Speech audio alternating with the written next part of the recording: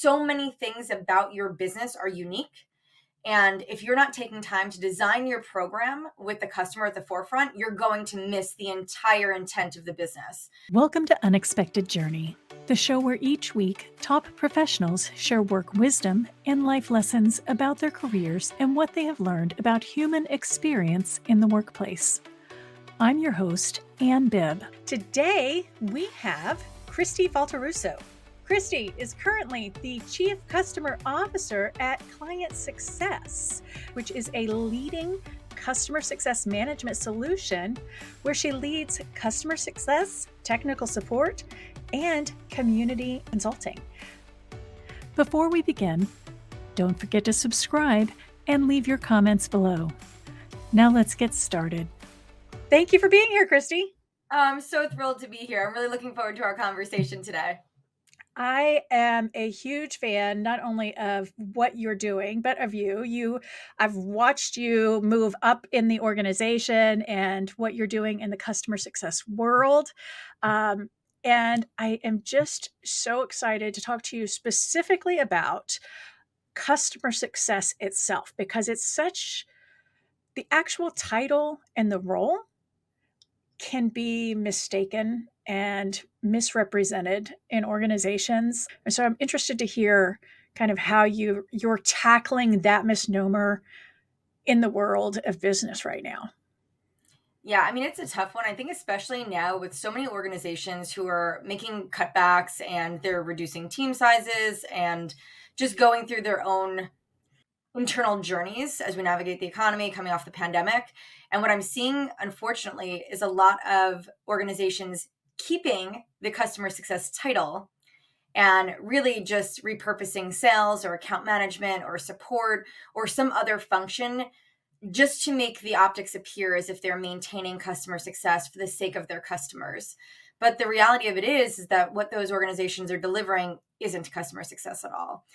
It's a hard conversation to have. It's one I'm often faced with when I speak with a lot of either VC firms or CEOs, where we just talk about customer success, and they're like, well, we have customer success and here's what I have them doing. I'm like, well, that's not customer success. And so, it's a hard reality, but unfortunately, we're still educating a lot of folks.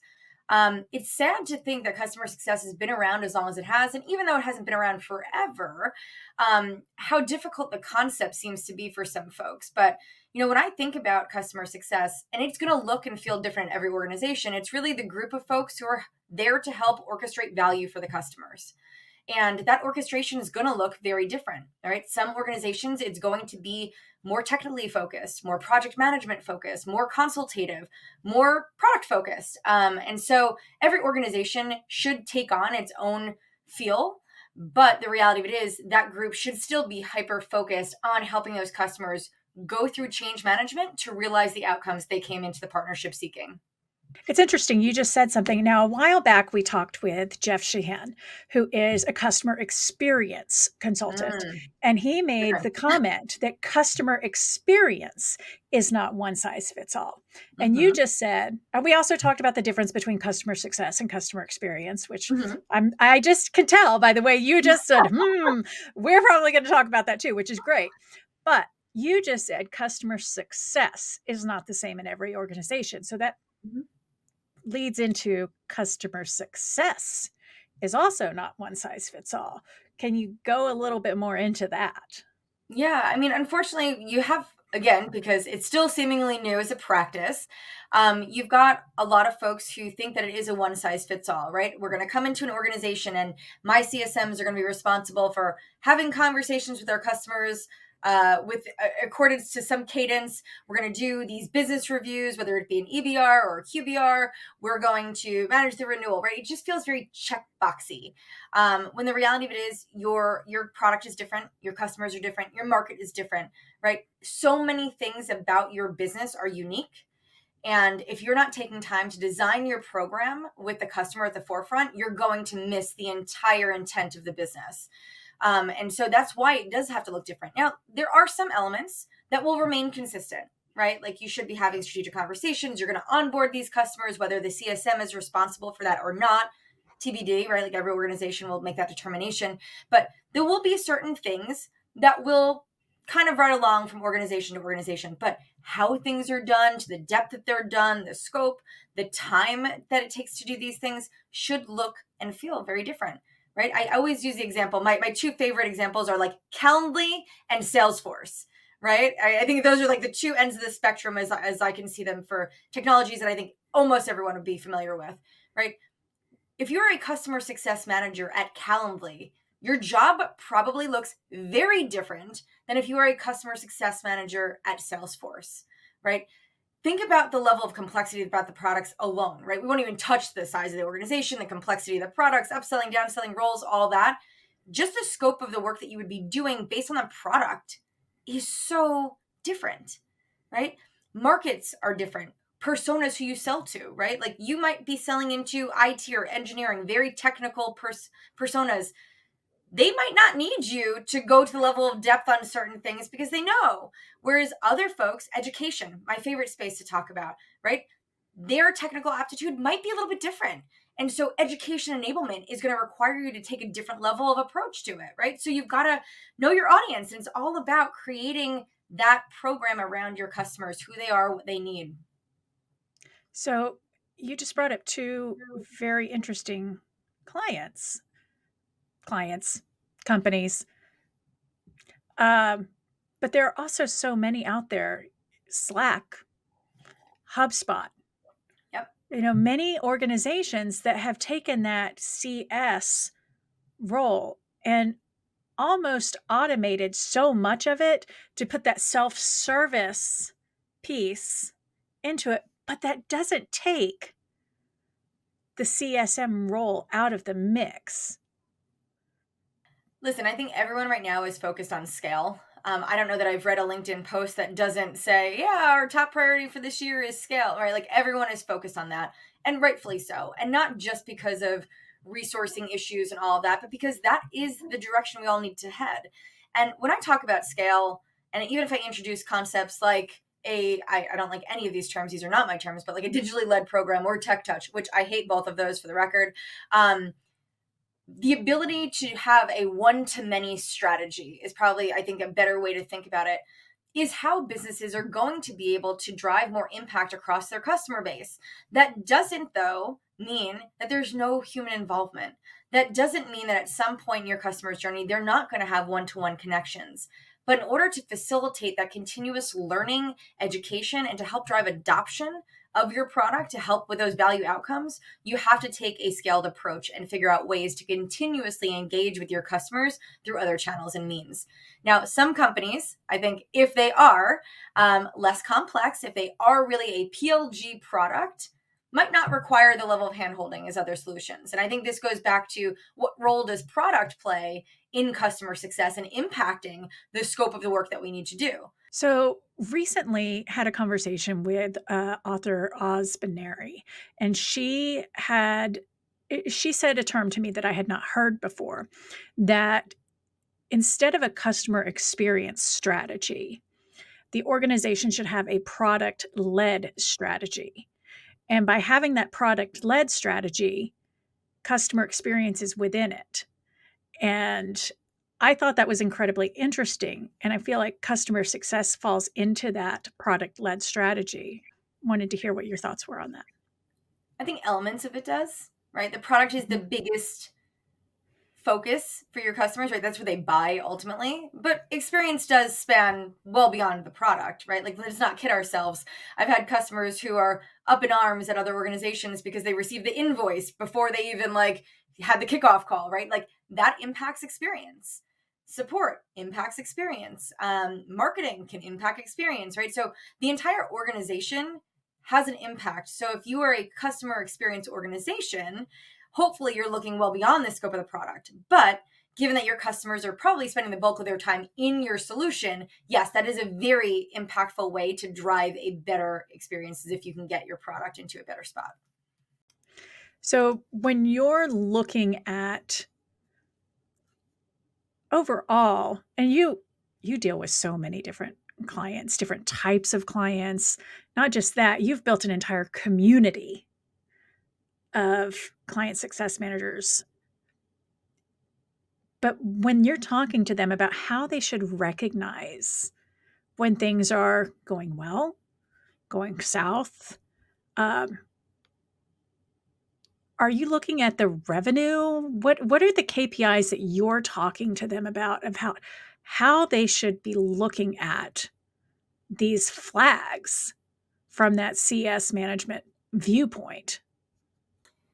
As the CSM, if you're only looking at revenue, we've got some problems. It's like why I see a lot of companies, right? They'll create customer segmentations based almost exclusively on ARR, which I always say is a really, really poor strategy because it doesn't take into account your customers at all, right? It's a very self-serving model where you're only looking to protect your revenue, and that influences your strategy, whether you believe it or not. So I do not believe that revenue is the key focal point for when you're trying to figure out if your customers are happily engaged and getting value. In fact, I don't think that there is any one sole metric that you can look at. I've seen plenty of organizations get false positives from product adoption and usage, right? Just because somebody is using your product every day and in there doesn't mean that they're achieving their outcomes and they're getting value from it. Honestly, the best way that we've been able to do this at Client Success, last year we deployed a module in our product called Goals, and it literally is that.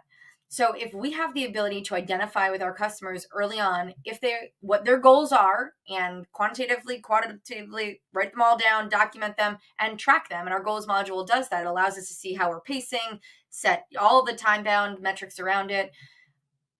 That has probably been the best indicator of whether or not our customers are going to be satisfied and likely renew, is if they're achieving their goals. Now, listen, there's other things, right? I will look at how they're pacing and onboarding. I will look at product usage and adoption, because at the end of the day, if they're not using it, that might be an indication of risk, but it's not the sole metric to analyze. We will look at how they're engaging. But again, engagement isn't a great barometer of that either. I've got customers who are highly engaged, but they're extremely frustrated. And I've got other customers who are disengaged, but just because they don't need us, right? They're happy as a clam and they know That how to use the product. that engagement could actually be an indicator that it could be a negative indicator. Correct. But the problem is that we've kind of created these false narratives in our heads as leaders, as saying that like this equals good. And that's just not the reality. And I wish that there was a standardized way to say that like A plus B equals C, but like we just don't live in that world. It is not so binary that we can see yes or no, right? And the best way for us to truly understand that, honestly, has been goals, but then conversations with our customers. We will ask our customers outright, are you getting what you need from this partnership? Are you getting what you need from the product? And sometimes we will like end just our regular engagement cadences with that question, because sometimes even the dialogue we just had doesn't indicate, right? We wouldn't be able to say after the conversation, are they happy? Are they not happy? Are they getting value? Are they not? Asking direct questions to your customers and having that dialogue has also helped us unearth things we didn't know. And so that intellectual curiosity and that deep innate care for your customers' ability to drive those outcomes, that has been really the best way for us to understand that. I know that that's tough to scale, but all these other metrics, depending on what formula you come up with, I'm telling you that there's no way to nail it out the gate. Well, that, and it involves a lot of active listening, because you mentioned that you've put this new feature in called Goals. And a lot of times, in my experience, getting to the actual goal is a true active listening exercise of really trying to dig in, because they might say their goal is up here, when in reality you have to dig a little bit deeper to figure out that the goal is down here. They just think it's up here. Yep. Well, listen, I mean, who doesn't love the 5 whys exercise? But we love to go through it with our customers and say, okay, well, if we do that, what happens? Right? And they'll say, okay, well, if I can do this, then this will happen. Okay. And if we're able to do that, what happens as a result of that? And usually by kind of drilling down with that line of questioning, maybe not that exact question, but some variation of that, we get to this place where our customers are like, that's actually what I'm trying to influence. And it takes time, right? And there's a little bit of an art and a science to getting to that. But to your point, it's active listening. It's that intellectual curiosity and that ability to ask thoughtful questions. And so, yeah, I will tell you, the hardest part about getting to goals is actually getting to goals. Getting Just to the goal. articulate what their goals are, and it's not their fault, it's no one's fault, right? But sometimes we're so quick to make assumptions even about our own businesses that this is what I'm trying to achieve without allocating the proper time and thought to saying like, actually, that's not what I'm trying to achieve, it's this. But I know that if I do that, it'll help me lead to this. So it's unpacking that with your customers. Do you feel like client success, Christy, your CSMs, the organization as a whole, has sort of taken on the role of educating CSMs across the globe on how to take information back to their stakeholders on kind of, okay, so this is now my goal. However, I need to set realistic expectations with you, my boss, on either why it's unreasonable or how I need more time to achieve it. You're almost teaching people how to do their jobs in other organizations is what it sounds like. Yes. Short answer. Yes. Yes. So that is what we do. And it's hard. And I will tell you, because not every leader has the confidence and level of comfort to go back to a CEO or a board member and say, no, your asks are unreasonable. And here's why. And so they oftentimes will push on their teams and push on their vendors like us, right? Like, well, we've got to get this and we've got to do that. And it's like, well, it doesn't work that way. And as much education as we'll provide, sometimes if they are not a strong, well-educated, well-experienced leader, it's going to be challenging because they're not managing up. But it's good because they're having these open and honest conversations with you because you've built that relationship. And because they can talk to you, you can come in and you can say, okay, I need to help you see by looking at this information in our platform. This is the only way that you're going to get here, or this is the reality, right? Even if you do all of these, you're only going to get here. So you're helping to give them the data points to be able to have the conversations, to be able to understand, to have the conversations. Yes. And it's leading a horse to water, right? Even our best efforts there sometimes work, sometimes don't. But it is the scope of the role that we've taken on. It's a big reason why I started doing my CS Leadership Bootcamp series, the webinar series I launched last week. I wish it was last week. I was going to say, last year. No, we've recorded now over 30 hours of webinars with the CS Leadership Bootcamp.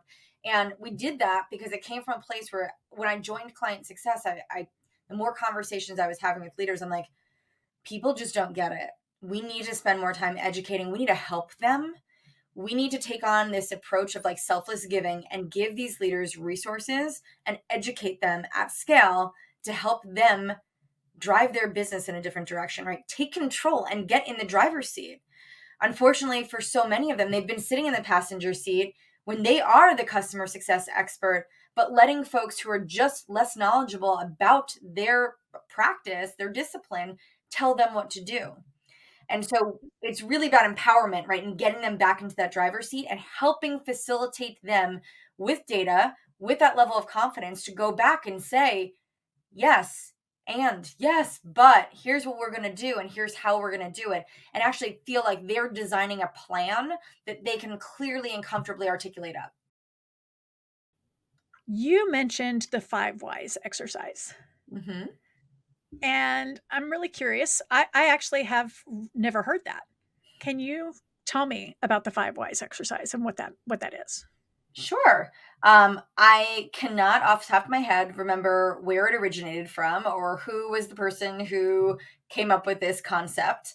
But the 5 whys exercise is basically just that, right? With every piece of information you're given, right? It's usually the starting point for getting deeper and unpacking something further.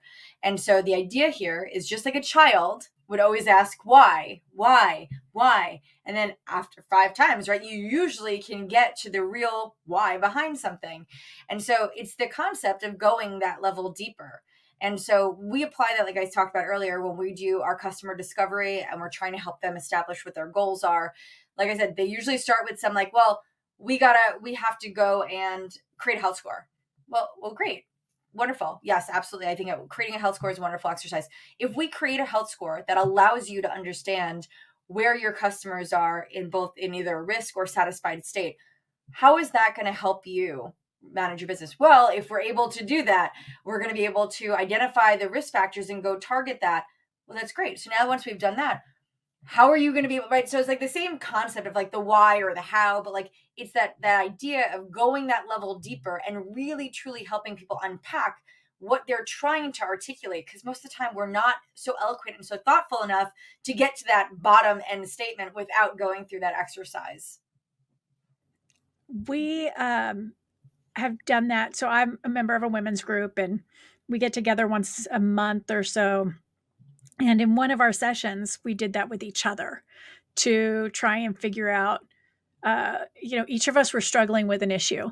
And so we did that with each other to try and figure out what the root issue Yeah. was. And several of us were like, whoa. It was Yeah. very interesting. It works. I mean, listen, it works for even like creating personal goals, right? Like Mhm. if I always go back to like fitness and health because those are like probably my biggest passions outside of customer success. But like for me, I had been hyper focused on like trying to hit a certain body weight, we'll just say that. And I kept asking myself, like, why am I so hyper focused on that? Like, what is the thing? Like, if I get to that number, what happens?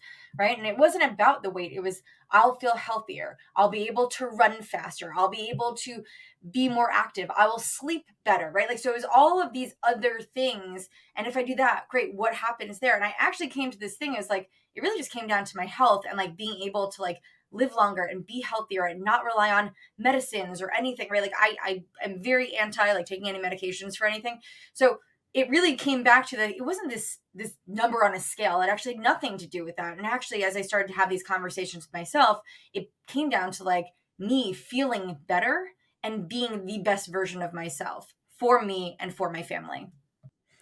That is really, I think, what a lot of us are trying to get to, but we don't realize it. We have these targets like losing weight or Yeah. getting into a dress size or getting And it's like, somewhere, but we why? don't. And it all is about those foundational goals, but we're not realizing it at the time. Now, you have been with several different organizations on customer success over the last several years. And how have you seen customer success change, and where do you see it going? Good questions.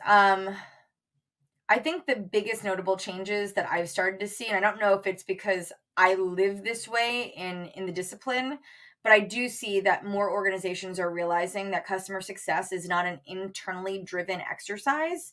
It is an externally driven exercise, meaning you should not be designing your customer success programs to satisfy your internal metrics. You should be designing customer success programs for your customers and their ability to achieve their outcomes. And I do see in more companies that there is a little bit of this element of their shift in how they think and the design of their programs. I know it's something that over the course of my 11 years in customer success and 5 companies, how I design customer success and how I think about things, right? It used to be Christy will come into an organization and here's the 10 things that we have to do, right? And like, I just know that we have to do these things and I start doing them. To when I joined client success, I didn't come with any preconceived notions of anything we had to do. I went and said, I'm going to go speak to 30 customers and they're going to tell me what we need to do. And then I'm going to go focus on doing what they've told me to do. That entire shift in how I approached coming into a business has changed my ability to drive impact, my ability to be successful. So I think we're seeing more of that. I won't say that everyone is there yet, but I do see that that is a trend that will start to shift to. Another one is going to be the one to many strategy, right? I think historically customer success was viewed as this very white glove, hand-helded, self-guided one-to-one approach, right? You would never think of automating communication with GE if they were your customer, right? Now we're at a place where everyone I think is starting to understand that we're not saying you're taking away the human engagement. This is additive, right? This is in addition to continue to educate and nurture these customers, you need more than just a one-to-one connection, right? That single threadedness actually hinders partnerships, right? It's you're almost isolating the partnership between a company, two companies to two people, right? Or one person and a few people. And so I do think that more people will start to embrace a one-to-many strategy. And whether that is through automation and using technology, whether it's through community, they will find their approaches. But I do think that will be a big shift. Do you, in whether this is your opinion or however you feel comfortable sharing it, is customer success a revenue department? Is it a revenue generator? Yes. I love when you ask me questions. I can just be like, "Yes, I think it is."